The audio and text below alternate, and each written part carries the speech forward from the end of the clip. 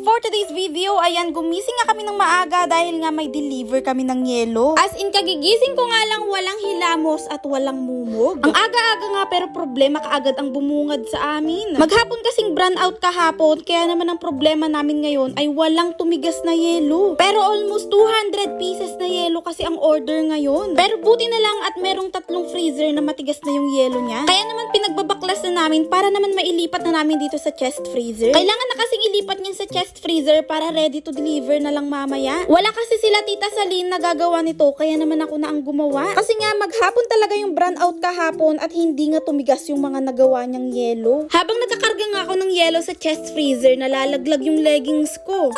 Kaya naman yung mga suki namin ng yelo dyan, huwag kayong magagalit sa amin kasi nga kahit pilitin namin bigyan kayo ng yelo, walang matigas.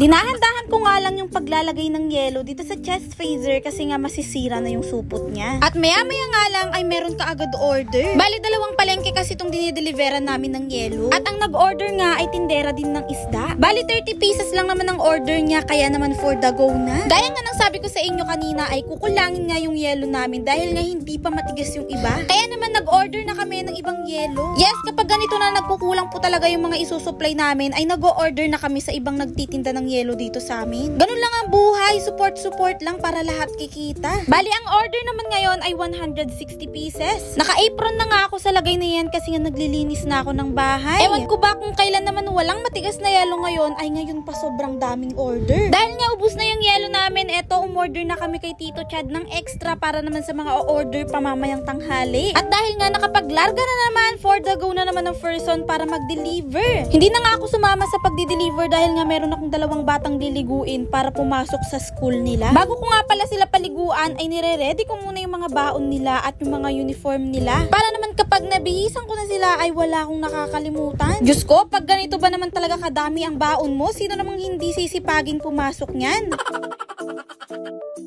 At dahil nga naka-ready naman na sila at napunggusan ko na rin ang kanilang mga buhok, ready na si Aling Avi at Aling Beverly para pumasok for the go na.